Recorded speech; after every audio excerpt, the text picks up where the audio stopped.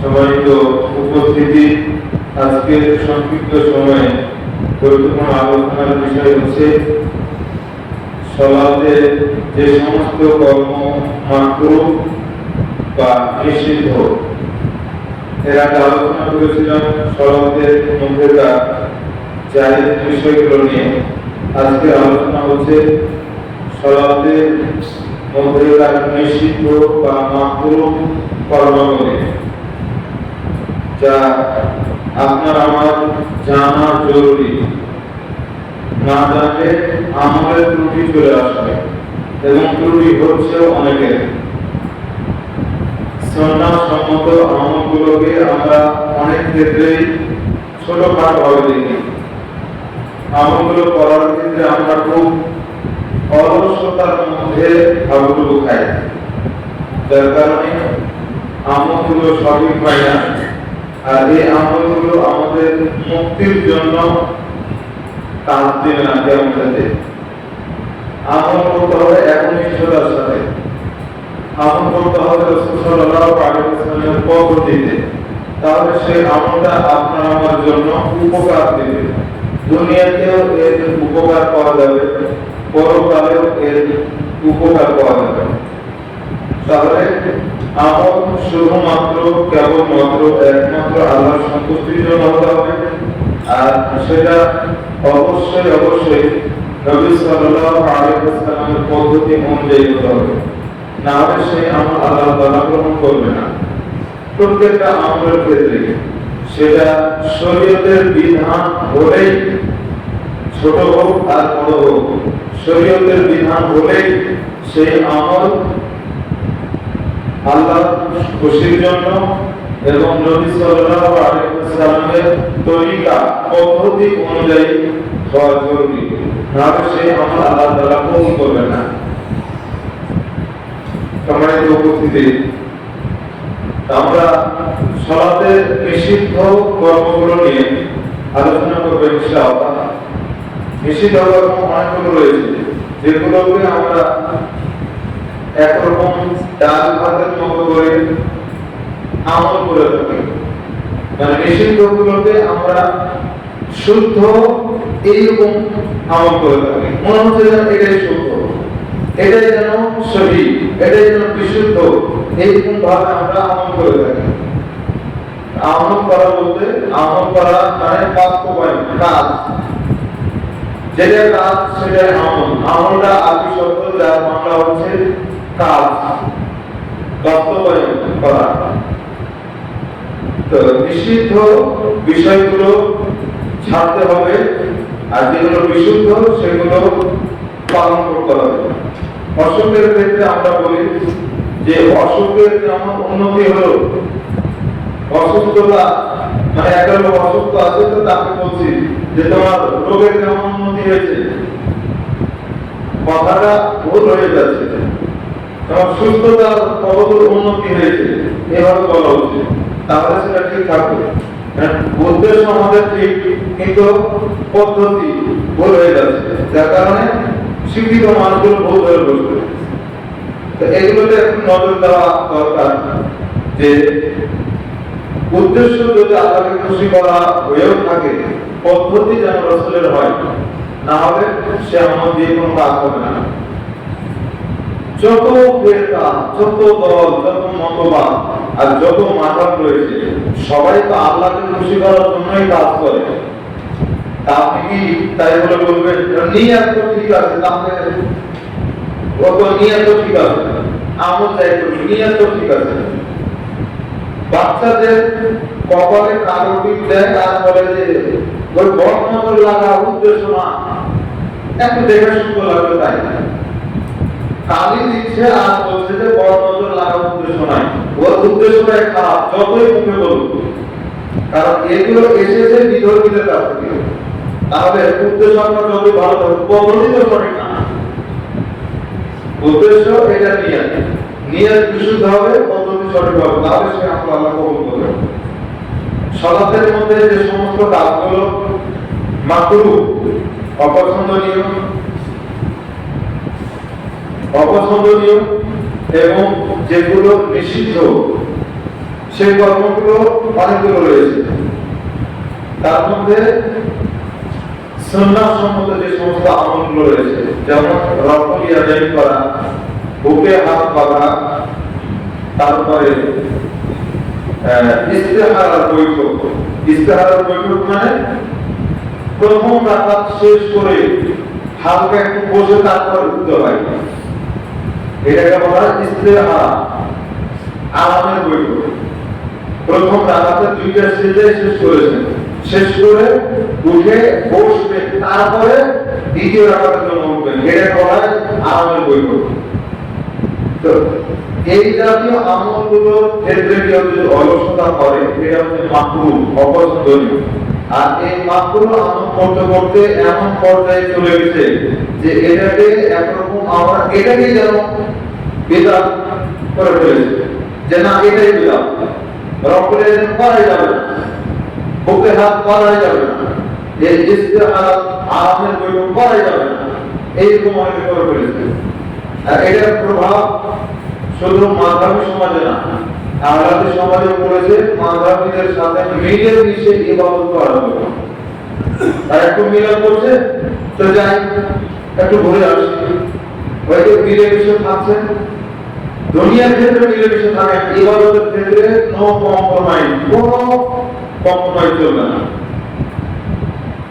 দুনিয়ার ক্ষেত্রে মিলে মিশে থাকতে পারেন, ইবাদতের ক্ষেত্রে এটা চলবে না। আপনাকে দেখে সে শিখুক, কিন্তু তাকে দেখে যেন আপনি শিখতে গেলেন। তাহলে কি ভারতে বসবাস করলে এটাই বলতেন যে হিন্দুদের সাথে কম্প্রোমাইজ করে একটু চলি, তারা যেভাবে চলছে আমরা এখন সেইভাবে চলি, তাদের সাথে মিলে মিশে থাকি, এটা তো করতেন না। মাযহাবী সমাজের সাথে চলাফেরা করছেন, ওঠাবসা করছেন, তার মানে কি এই যে ইবাদত তাদের মধ্যে করতে হবে? বেশ ভাবে পদ্ধতি। আপনি আপনার জায়গা থেকে সঠিক আমলের উপর অটল থাকেন, আপনাকে দেখে সে শিখুক। এতদিন ধরে আমরা যত খুতবা দেই তাতে তো এক একটা আলেম হয়ে যাওয়ার কথা। খুতবা যদি মনোযোগ দিয়ে শুনে থাকেন তাতে এক একজন আলেম হয়ে যাওয়ার কথা।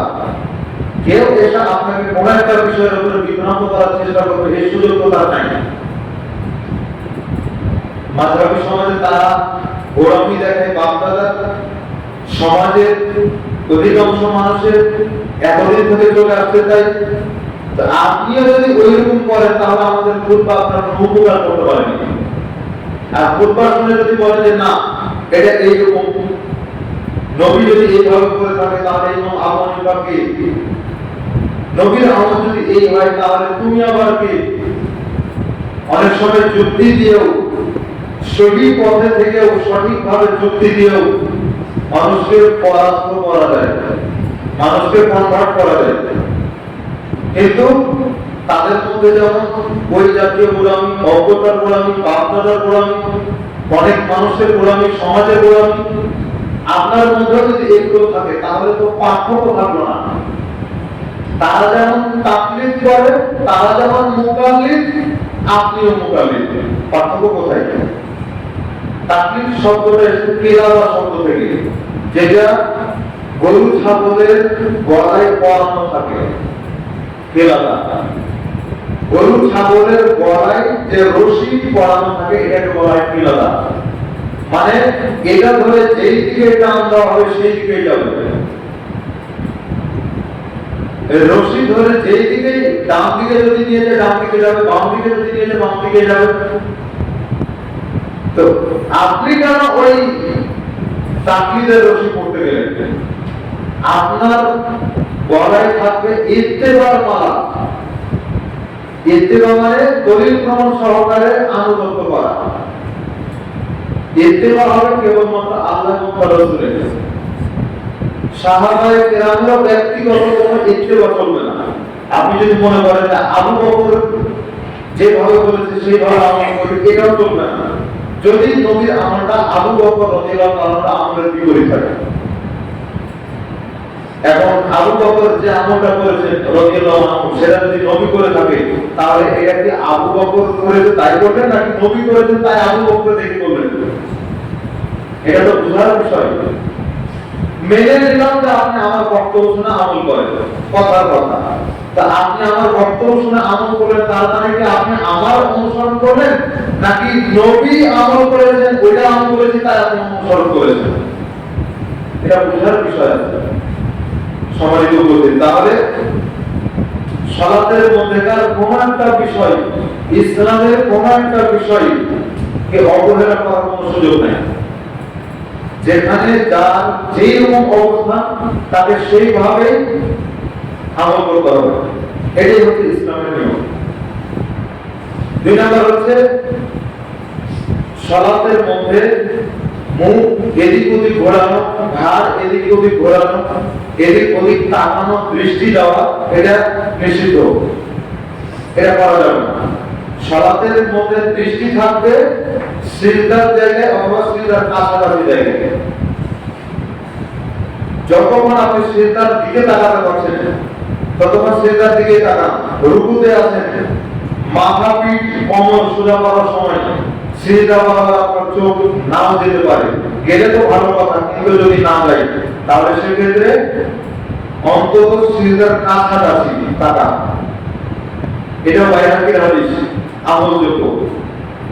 কিন্তু সালাতে আছেন, সিজদার দিকে না তাকিয়ে এদিক ওদিক অন্যদিকে তাকাচ্ছেন, সামনের দিকে কি আছে সেটা দেখছেন, ঘড়ি আছে নাকি কোনো কিছু লেখা আছে সেটার দিকে তাকাচ্ছেন, এই আমলটা নিষিদ্ধ, এই কাজটা নিষিদ্ধ, এটা করা যাবে না।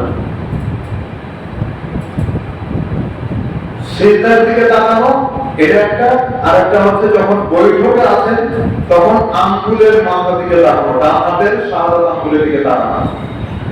এই দুইটা দিকে দৃষ্টি দেওয়ার কথা হাদিস দ্বারা প্রমাণিত, কিন্তু এছাড়া এদিক ওদিক তাকানোর কোনো সুযোগ নাই। রাসূল সাল্লাল্লাহু আলাইহি ওয়াসাল্লামের সাহাবীরা বলছেন যে আমাদেরকে 3টি কাজ নিষেধ করা হয়েছে।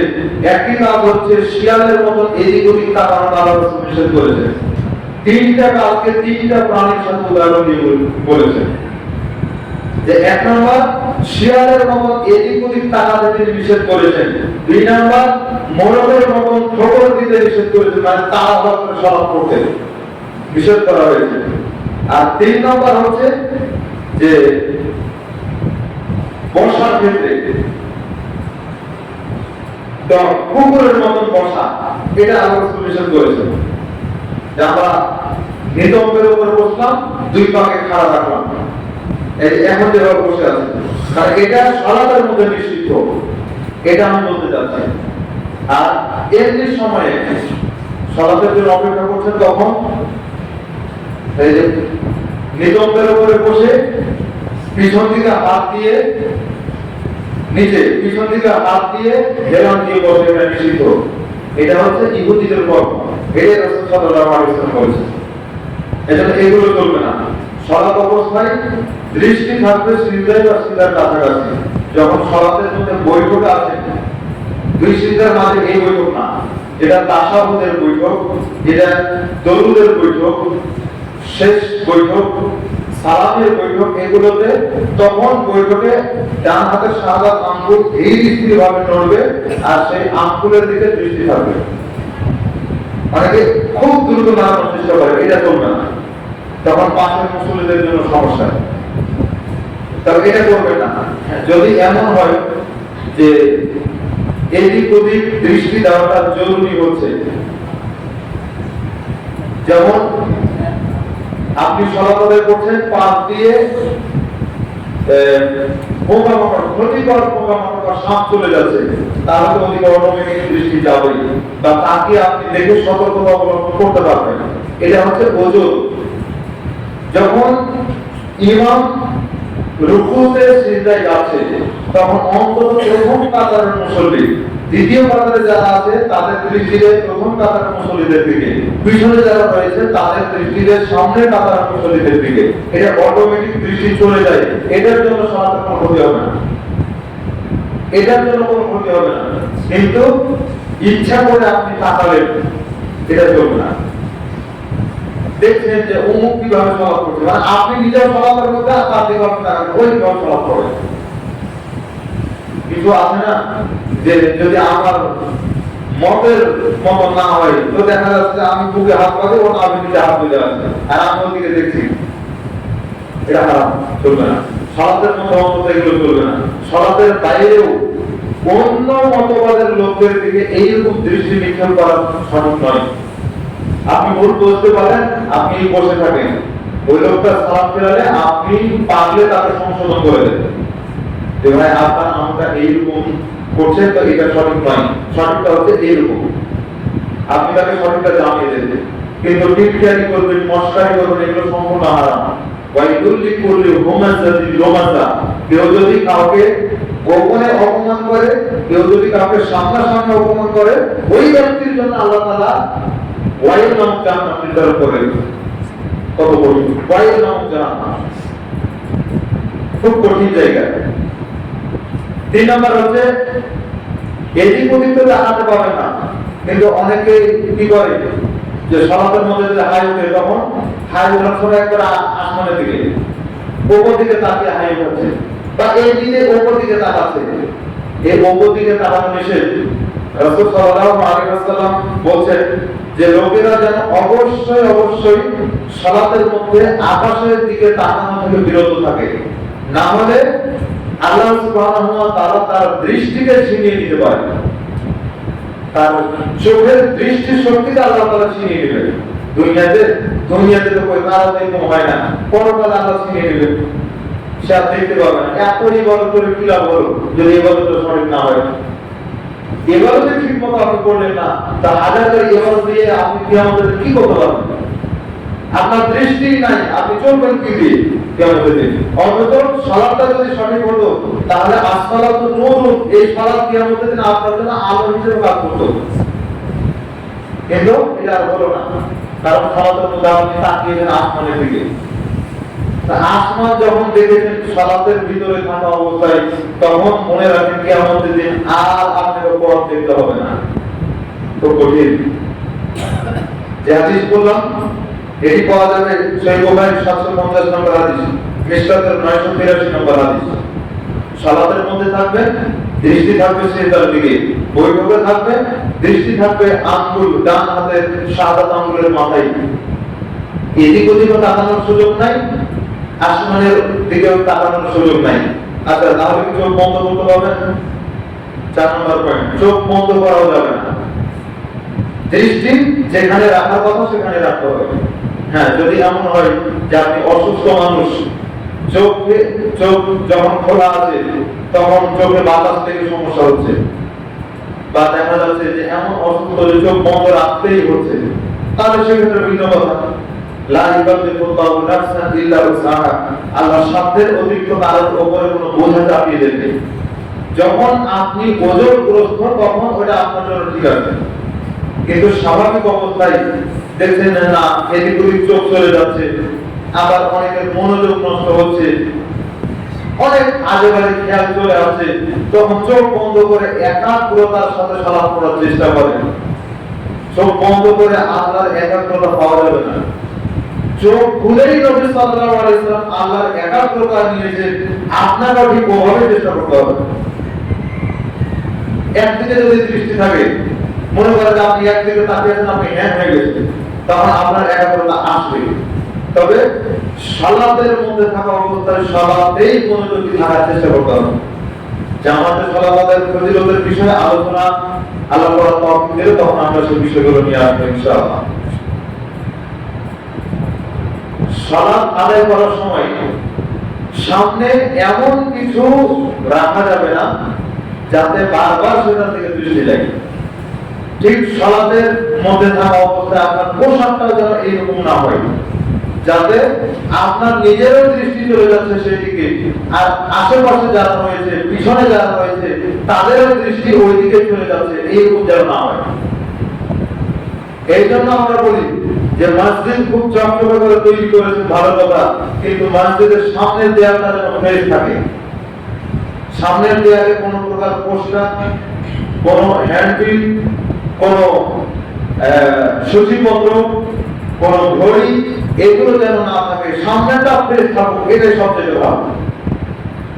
কারণ আপনি আমি জানি যে সালাতে দৃষ্টি যায় সিজদার দিকে, কিন্তু যে জানে না সে ওদিকে তাকাবে। অন্তত কিছুটা হলেও আপনি যেন বাঁচতে পারেন, এই জন্য সামনের দিকে ফেস রাখতে হবে। কোন নকশা লাগানো বহু দূরের কথা। রাসূল সাল্লাল্লাহু আলাইহি ওয়াসাল্লাম সালাতে আছেন, আর সামনে একটা নকশা খচিত চাদর, একটা পর্দা টানানো আছে, আয়েশা রাদিয়াল্লাহু তাআলা টাঙিয়ে রেখেছেন। তখন রাসূল সাল্লাল্লাহু আলাইহি ওয়াসাল্লাম সালাত শেষ করার পরে তাকে ধরে ছিঁড়ে ফেলে দিলেন। আবার কোন বর্ণনা এসেছে আয়েশা রাদিয়াল্লাহু তাআলাকে বকা দিয়ে বললেন, খুলে ফেলো তোমার এই চাদর, তোমার এই পর্দা খুলে ফেলো, এটা আমার সালাতে মনোযোগ নষ্ট করে। তখন আয়েশা রাদিয়াল্লাহু তাআলা সেটা খুলে ফেলেছেন। সেটাকে খুলে কি করেছেন? সেটা খুলে তিনি আবার বালিশ বানিয়েছেন, যাতে করে সেটা একেবারে নষ্ট না হয়ে যায়। বালিশটা কাজে লাগবে, ওটা দিয়ে তিনি বালিশ বানিয়েছেন। তাহলে এমন কোন পর্দা সামনে রাখা যাবে না যেটা আপনার সালাতের মনোযোগ নষ্ট করতে পারে। শুধু পর্দা নয়, এর সাথে সাথে মানুষের ছবি, কোন প্রাণীর ছবি যেগুলোর জীবন রয়েছে, এই জাতীয় কোনো কিছুর ছবি, কোন আগুন, কোন মূর্তি, এগুলো সঙ্গে রাখা যাবে না। মূর্তি তো রাখাই যাবে না। আর মৃত মানুষকে সামনে রেখে রুকু সাজদা সালাত, এটা তো জায়েজ নয়, হারাম। জানাজার সালাত কেন করে? ওখানে রুকু সিজদা নাই, এই জন্য করে। যদি ওখানে রুকু সিজদা থাকতো তাহলে ওইখানে আর ওই সালাত চলতো না। আল্লাহ সিস্টেম করে দিয়েছেন বিধানগুলো। তো প্রাণীর ছবি, মানুষের ছবি, এগুলোতে যেহেতু শিরকের বন্ধ আছে, এই জন্য এগুলো নিষিদ্ধ। যেমন নূহ আলাইহিস সালামের পরে, তার আগে সব ব্যক্তি যারা ছিল তারা যখন মারা গেল, তখন শয়তান এসে পরবর্তী জেনারেশনকে বলল যে এরা খুব ভালো মানুষ ছিল, তোমরা এদের ছবি তৈরি করো, তোমাদের সিজদার সামনের জায়গাগুলোতে রাখো, সামনের দেয়ালে রাখো, তাদেরকে দেখলে তোমাদের ইবাদতে মনোযোগ বৃদ্ধি পাবে, একাগ্রতা আসবে, সালাতের মধ্যে খুশু আসবে, তোমাদের মনে হবে যে না রে, এরা তো খুব ভালো মানুষ ছিল, এরা খুব সুন্দর ইবাদত করে গেছে, খুব কষ্ট করে ইবাদত করেছে, তাদের মতো আমাদের করতে হবে, এইরকম তোমাদের মনে হবে। অতএব যদি তোমরা সালাতে ইবাদতে মনোযোগী হতে চাও, তাহলে তাদের ছবি তৈরি করে তোমরা সেটাকে সামনে লটকিয়ে রাখো। ইবলিস শয়তান এইভাবে অসহসা দিয়েছে, এর মধ্যে শিরকের বন্ধ আছে। এরা যখন চলে গেল, পরবর্তী প্রজন্মকে শয়তান এসে অসহসা দিল যে তোমাদের পূর্বের প্রজন্ম, তোমাদের বাপ দাদারা খুব ভালো মানুষ ছিল, এরা যেইভাবে আল্লাহকে ডাকতো কবুল হয়ে যেত, তো তোমরা আল্লাহকে ডাকবা, তোমরা গুনাহগার, তোমরা আল্লাহকে ডাকবা, এটা কি এত সহজে কবুল হবে? তোমরা তাদের মূর্তি তৈরি করো আর তাদের কাছে যাও, তাদের কাছে যখন চাইবা তখন তারা আল্লাহর কাছে সুপারিশ করবে, তারা যেহেতু খুব ভালো মানুষ, তোমরা গুনাহগার, তোমাদের ব্যাপারে যখন আল্লাহর কাছে তারা সুপারিশ করবে তখন সাথে সাথে কবুল হয়ে যাবে। এইভাবে শয়তান তাদেরকে অসহসা দিয়ে মূর্তি পূজার উপরে তাদেরকে একেবারে দাঁড় করিয়ে দিল। এগুলো হচ্ছে শয়তানি ওয়াসওয়াসা। ঠিক ওই ওয়াসওয়াসার একটা ধান, একটা বন্ধ এই সামনে ছবি রেখে ইবাদত করার মধ্যে রয়েছে। যদি ওটা জায়েজ হতো, তাহলে ঠিক এখন মুহাম্মদ সাল্লাল্লাহু আলাইহি ওয়াসাল্লামের ছবি বা মূর্তি তৈরি করে আবু বকর, ওমর, উসমান, আলী রাদিয়াল্লাহু আনহুম, সব ব্যক্তি যারা পূর্বে চলে গেছেন সালাফে সালেহিন, তাদের মূর্তি, তাদের ছবি তৈরি করে সামনে দিয়ে এভাবে ইবাদত করা হতো, যেটা ইসলামের চিরতরে নিষিদ্ধ করা হয়েছে। অথচ আমরা বাড়িতে সুন্দর করে ছবি তুলে সেটাকে অ্যালবামে রেখে বাড়িতে লটকিয়ে রাখি। জি, ওটা যদি ঘরে দরজাতেও থাকে, ফেরেশতা দূর থেকে পিছন দিকে টান মারবে, ঘরের ভিতরে ঢুকবে না। রহমত বরকত যে ফেরেশতাদের দায়িত্বে রয়েছে, প্রত্যেক ফেরেশতাদের মধ্যে আপনার আমার রিজিক, রহমত, বরকত সবকিছু বন্টনের দায়িত্ব আল্লাহ ফেরেশতাদেরকে দিয়ে দিয়েছে। কখন? লাইলাতুল কদর রাতে। যত ফেরেশতা লাইলাতুল কদর খায়রুম মিন আলফি শাহর তানাজ্জালুল মালায়েকাতু ওয়ার রূহু ফিহা বিইذনি রাব্বিহিম মিন কুল্লি আমর, যত ফেরেশতা লাইলাতুল কদরে দুনিয়াতে আসে তাদেরকে আল্লাহ সুবহানাহু ওয়া তাআলা প্রত্যেকটা ব্যক্তির এক বছরের একবারে সূচিপত্র ধরিয়ে দেন যে অমুক দিনে এই কাজটা হবে, অমুক দিনে অমুককে এইরকম রহমত বরকত ডেলিভারি দিতে হবে, ইত্যাদি ইত্যাদি সবকিছু দিয়ে দেওয়া হয়। এখন যখন দেখা যাচ্ছে যে আপনার ঘরে রয়েছে ছবি, ঘরে রয়েছে মূর্তি, আপনার বাড়ির সামনে একটা ভোটের ছবিওয়ালা পোস্টার, উট মার্কা, বাঘ মার্কা, হরিণ মার্কা বা একটা ছবি দেওয়া আছে, প্রার্থীর ছবি দেওয়া আছে, এই ছবি আপনি আপনার দরজাতে মেরে দিয়েছেন, বা যারা ভোট করে বেড়ায় তারা আপনার বাড়ির প্রথম গেটের সামনে একবারে সদর দরজাতে মেরে দিয়েছে, এখন আপনার বাড়িটা রহমত বরকত আসবে না। ওই ফেরেশতা যখনই দেখবে যে হ্যাঁ এখানে ছবি পিছন দিক দিয়ে ডান মারবে, রাসূল সাল্লাল্লাহু আলাইহি ওয়াসাল্লাম এটাই বলেছেন, লা তাদখুলুল মালায়েকাতু বাইতান ফিহি কালবু ওয়ালা তাসাবির, যে বাড়িতে কুকুর থাকে, যে বাড়িতে ছবি মূর্তি থাকে, ওই বাড়িতে রহমতের ফেরেশতা প্রবেশ করে না। বুখারী মুসলিমের হাদিস। তাহলে সালাতের মধ্যে তো এটা চলবেই না, নিষিদ্ধ। এর সাথে আপনি আবার বাড়িতে দিচ্ছেন, তাহলে এগুলো কি অবস্থা হচ্ছে? রহমত বরকত বাড়ি থেকে নাই, যত ইনকাম করেন কাজ হবে না। যদি প্রতি মাসে 50,000 টাকা ইনকাম করেন, 70-80,000 টাকা ইনকাম করেন, তবুও মাস শেষে দেখা যাবে যে কোনো কিছু নাই। আবার দেনা পরিশোধ করতে করতে সবকিছু শেষ, আবার হাতে টাকা আসলো আবার চলে গেল, তার মানে পুরো মাসটা যে কি অবস্থায় যাবে আল্লাহই ভালো জানে। বরকত নষ্ট হয়ে গেছে। বরকত কি জিনিস এটা মানুষ জানে না, কোরআন হাদিস কোনোদিন ভুলে দেখে না, যে এই জন্য বরকত কি জিনিস সেটা সে বুঝে না।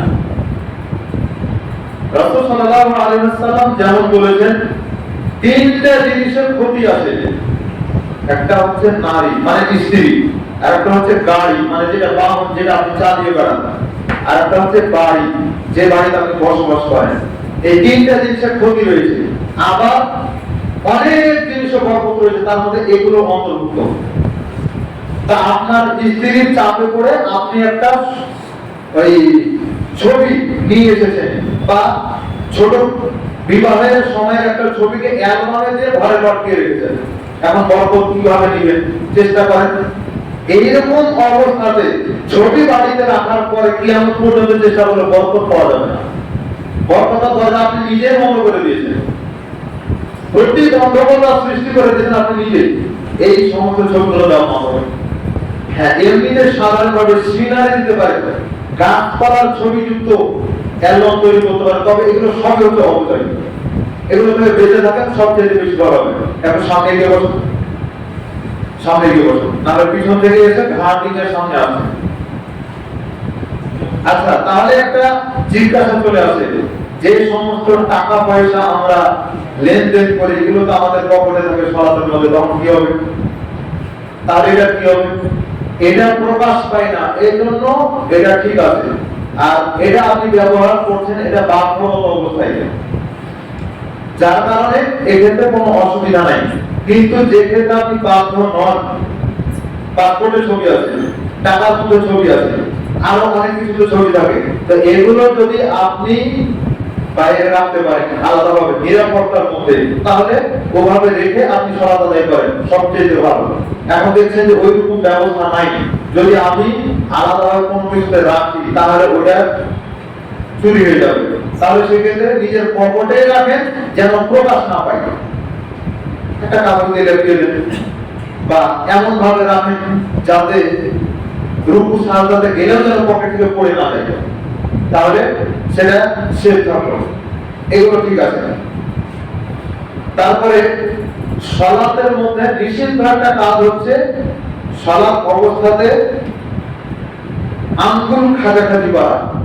সালাতের মধ্যে এটা কম হয়, কিন্তু সালাতের আগ পর্যন্ত, ওযু করার পর থেকে সালাত শেষ হওয়ার আগ পর্যন্ত, সালাতের বাইরে হোক আর সালাতের ভিতরে হোক, কোন সময়ের জন্য আঙ্গুল পিছনে রেখেও এটা চলবে না, আঙ্গুল সামনে, হাত সামনে রেখেও এই খাজাখাজি চলবে না, এটা নিষিদ্ধ।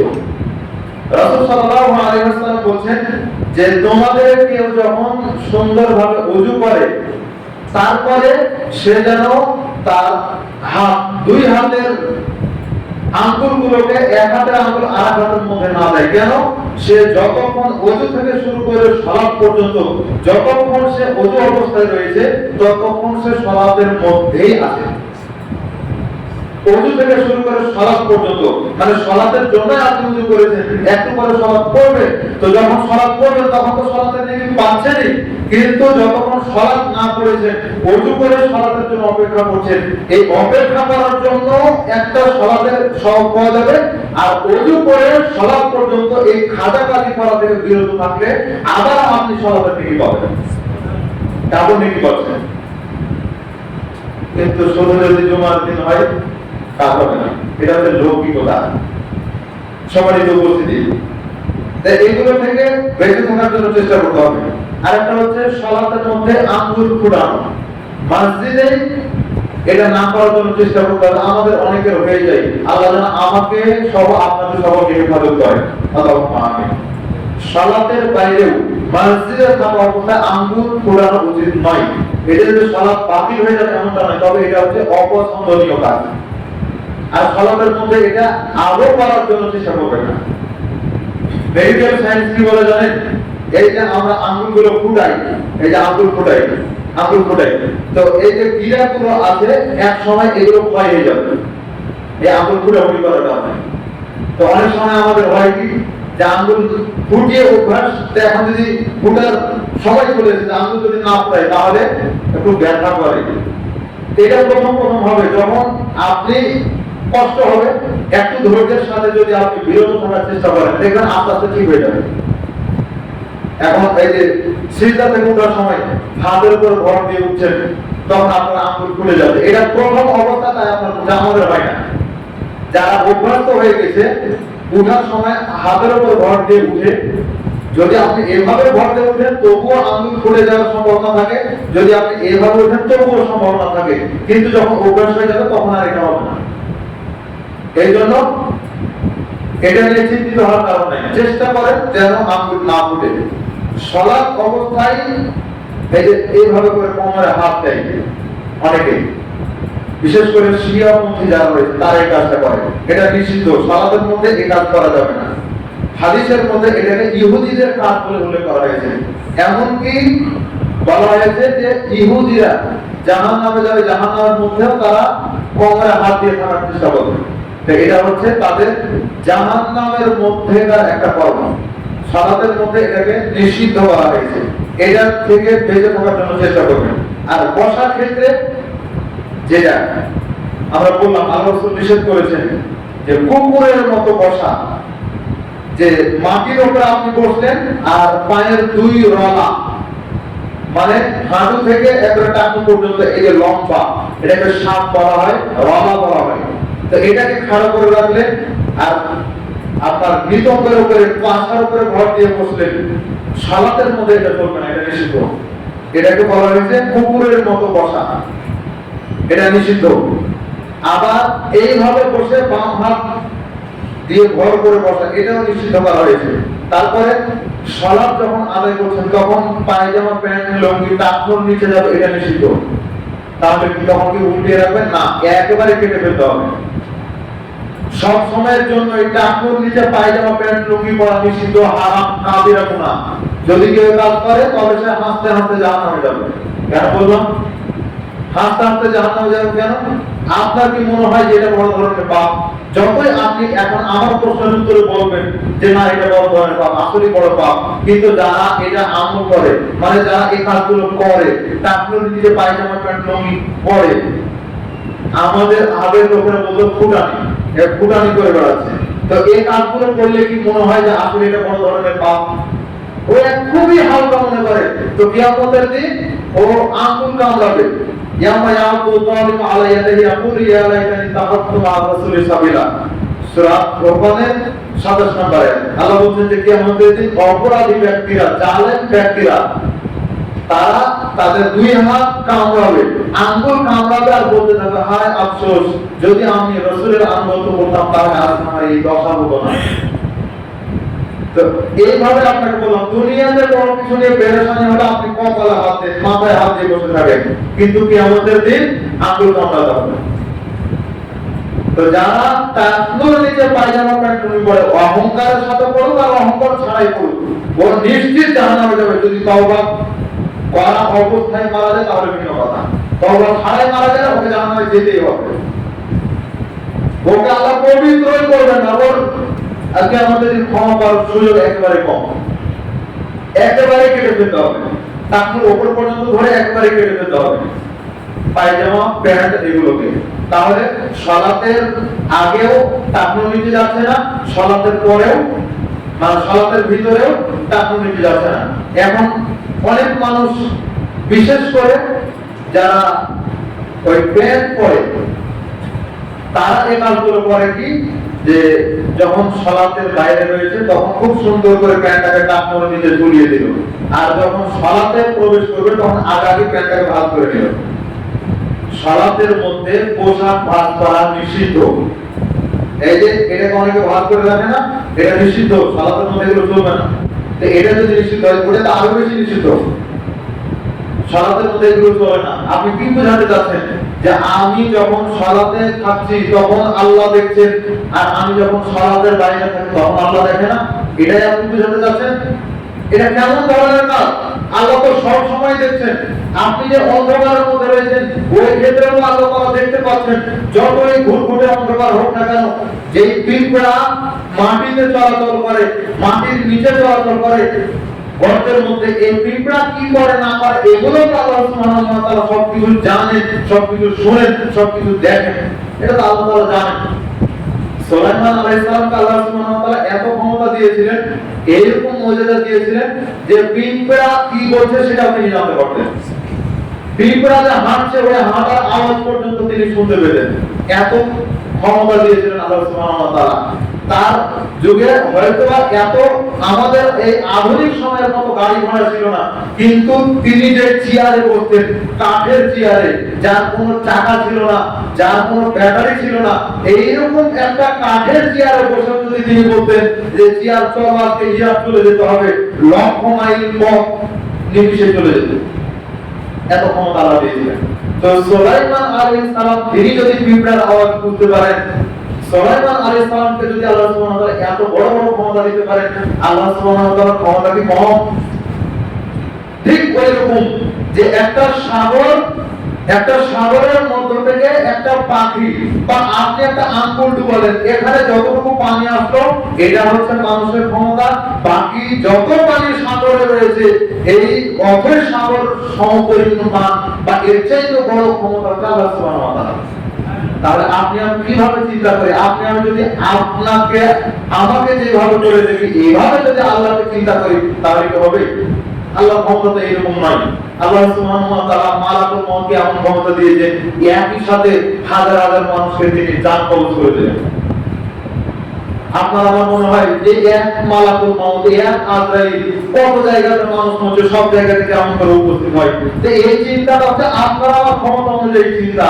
আল্লাহর ক্ষমতা অনুযায়ী যদি চিন্তা করা যায় তাহলে এটা কোনো ব্যাপার নয়। সম্মানিত উপস্থিতি, তাহলে কোন সময়ের জন্যই প্যান্ট, পায়জামা, লুঙ্গি এগুলো যেন টাকুর নিচে না যায়, এটা অবশ্যই মাথায় রাখতে হবে। তারপরে পোশাক, শীতের সময় পোশাক পরে আছেন, চাদর গায়ে দিয়ে সালাত আদায় করছেন, তখন আপনি চাদরের ভিতর থেকে হাত ওঠানামা করতে পারবেন, কিন্তু রুমাল একটা পরে আছেন, এই রুমালের দুই কোণা দুই দিকে লটকে আছে, এখন এই দুই কোণার ভিতর দিয়ে আপনি হাত উঠাচ্ছেন, এটা সঠিক নয়। একদিক পেঁচিয়ে নিয়েছেন, আরেক দিক দিয়ে উঠাচ্ছেন বা বেঁধে নিয়েছেন, এখন হাত উঠানামা করছেন, কোনো সমস্যা নেই, এটা হতে পারে না। তারপরে চাদর, শাল বা কোনো কিছু দিয়ে মুখ থেকে সালাত আদায় করা এটা নিষিদ্ধ, যেটা করোনাকালীন সময়ে করা হয়েছে। আমরা এটাকে কখনোই প্রশ্রয় দেইনি যে মুখ থেকে রাসূল সাল্লাল্লাহু আলাইহি ওয়াসাল্লাম সালাত আদায় করতে নিষেধ করেছেন, সেখানে এগুলো কেন হবে? এক জায়গাতে বসে বিড়ি সিগারেট খেতে পারে, একই মোটরসাইকেলে চড়ে 3 বাপ বেটা একসাথে যেতে পারে, আর যখন সালাত আদায় করতে আসে তখন মুখ ঢাকা, আর তখন 3 ফিট দূরে দূরে দাঁড়ানো, এটা কি ইসলামের সাথে তামাশা করা নয়? এগুলো করা হয়েছে। আর কিছু কিছু মানুষ, কিছু কিছু আলেম, তারা এটাকে প্রশ্রয় দিয়েছে যে না, এখন মুখ থেকে সালাত আদায় করা যায়। আবার মসজিদ ছাড়িয়ে দিয়েছে মানুষকে, লা হাওলা ওয়ালা কুওয়াতা ইল্লা বিল্লাহ। আল্লাহ যেন সবাইকে ক্ষমা করেন। কেন মসজিদ ছাড়াবো? বিপদ হলে মসজিদে গিয়ে সালাত আদায় করা হয়েছে সালাফে সালেহিনদের সময়, আর এখন মসজিদ ছাড়িয়ে দিচ্ছে। কি আশ্চর্যের বিষয়! সম্মানিত উপস্থিতি, তাহলে এই সমস্ত কর্মগুলো থেকে বেঁচে থাকার জন্য চেষ্টা করতে হবে। পুরুষের চুল যদি লম্বা হয়, লম্বা চুল রেখেছেন সুন্নতি পদ্ধতিতে, চুল লম্বা, তাহলে চুল ছেড়ে সালাত করতে হবে, চুল বাঁধা যাবে না। নারীর চুল বাঁধা থাকতে হবে। নারী যদি চুল বাড়ায় তাহলে তার সালাত হবে না, মানে ও পর্দায় ঠিক পায়নি। ওয়াকারনা ফি বুয়ুতিকুন্না ওয়ালা তাবাররাজনা তাবাররুজাল জাহিলিয়াতি উলা ওয়া আকিমনাস সালাতা ওয়া আতিনাজ যাকাত ওয়া আতিউনাল্লাহ। আল্লাহ বলেন আগে পর্দা তারপরে সালাত। নারীর ক্ষেত্রে ওখানে নারীদের কথাই উল্লেখ করা হয়েছে, আগে পর্দা ঠিক করতে হবে তারপরে সালাত আদায় করতে হবে, নাহলে তার সালাত কবুল হবে না। পুরুষের ক্ষেত্রে চুল বের হবে, চুলেও সিজদা করবে, চুল সিজদা করে জানে কিভাবে, আপনি সিজদা করলেন আপনারও তাই নিতে হবে। এই জন্য যদি বড় চুল হয় তাহলে চুল বাঁধা যাবে না। কাপড় ঝুলানো এটা নিষিদ্ধ। রাসূল সাল্লাল্লাহু আলাইহি ওয়াসাল্লাম 7 অঙ্গ দিয়ে 7টি জোড় হাড় দিয়ে সিজদা করেছেন। নাক আর কপাল মিলে একটা, 2 হাত, 2 হাঁটু আর 2 পায়ের পাতা, এই হলো 7টা। 7টি অঙ্গ দিয়ে সিজদা করেছেন। আর তিনি বলছেন যে আমাকে কাপড় গুটাতে নিষেধ করা হয়েছে, আমাকে চুল বেঁধে রাখতে নিষেধ করা হয়েছে, চুল গুটাতে নিষেধ করা হয়েছে। এটা আল্লাহ সুবহানাহু ওয়া তাআলা নিষেধ করেছেন, তবে এগুলো চলবে না। কাঁধ খোলা রেখে সালাত আদায় করা নিষিদ্ধ।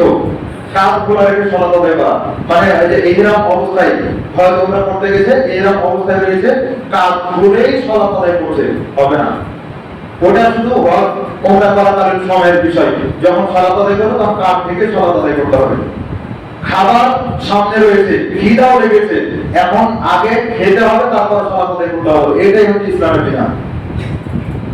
মানে আপনি ক্ষুধার্ত অবস্থায় খাবার আছে, তারপর আপনি ক্ষুধার্ত অবস্থায় সালাত আদায় করছেন, এখন আপনার মনটা কোথায় যাবে? খাবারের দিকে যাবে। তারপরে প্রসাব পায়খানার চাপ রয়েছে, তখন ওই অবস্থায় আগে প্রসাব পায়খানার কাজ সারতে, তারপরে সালাত আদায় করতে হবে। জামাতে ইকামত হয়ে গেছে, তবুও কোনো যায় আসে না। রাসূল সাল্লাল্লাহু আলাইহি ওয়াসাল্লাম আল্লাহর পক্ষ থেকে এটা ছাড় দিয়েছেন। এই ছাড়গুলো গ্রহণ করতে হবে। আরেকটা হচ্ছে ঘুম ঘুম ভাব, চমড়া আছে, মানে আপনি খুব ঢুলছেন, এত ঢুলানো আসছে যে সালাতে কি বলছেন কিছু বোঝা যায় না। সালাতে বুকে হাত বেঁধে আছেন নাকি পেটের উপরে হাত বেঁধে আছেন, রুকু করলেন নাকি সিজদা আগে করলেন, কিছু বোঝা যায় না। এই অবস্থায় আগে হালকা করে ঘুমিয়ে নিতে হবে, তারপরে সালাত শুরু করতে হবে। এটাই হচ্ছে ইসলামের বিধান। সালাত অবস্থায় বেশি খেলাধুলা করা যাবে না। মাযহাবী কিতাবালিতে রয়েছে আমলের কাজে করলে সালাত নষ্ট হয়ে যায়। অথচ খেয়াল করে দেখবেন আমাদের মধ্যেও রয়েছে, অস্বীকার করার কিছু নেই, কিন্তু তাদের মধ্যে খুব বেশি দেখা যায় সালাতে রয়েছে আর খুব দোল খাচ্ছে, একবার সামনে পিছনে একবার ডানে বামে এভাবে দোল খাচ্ছে, এভাবে সালাত হবে না, এগুলো নিষিদ্ধ। এগুলো থেকে বেঁচে থাকার জন্য চেষ্টা করবেন। সম্মানিত উপস্থিতি, সালাতের কোন রকম ইচ্ছাকৃত ভাবে যদি কেউ ছেড়ে দেয় বা অনিচ্ছাকৃত ভাবে যদি ছেড়ে দেয়, সালাতের রাকাত বা সালাত বাতিল হয়ে যায়। সালাতের রকম যেগুলো রয়েছে, যেমন সূরা ফাতিহা, তাকবীরে তাহরিমা, দাঁড়িয়ে সালাত করতে পারবে অথচ বসে সালাত করতে, এরকম অনেকগুলো রকম রয়েছে। এগুলো ছেড়ে দিলে সালাত বাতিল হয়ে যায়। জেনে শুনে কেউ যদি ইচ্ছাই সালাতের মধ্যে কথা বলে তাহলে ওই সালাত বাতিল হয়ে যাবে। সালাতের মধ্যে কেউ যদি জোরে হাসে সালাত বাতিল হয়ে যাবে। যদি হাসিকে কন্ট্রোল করতে না পারে মুচকি হাসি দেয়, সালাত বাতিল হবে না, তবে অবশ্যই কন্ট্রোল করার চেষ্টা করতে হবে। ইচ্ছাকৃতভাবে কেউ যদি খায় বা পানাহার করে সালাতের মধ্যে, তাহলে সালাত বাতিল হয়ে যাবে। এগুলো থেকে বেঁচে থাকার জন্য চেষ্টা করতে হবে। আল্লাহ সুবহানাহু ওয়া তাআলা আমাদেরকে তৌফিক দান করুন। আমিন। বারাকাতুহু লানা ওয়া লাকুম ফিল কোরআনিল আযীম।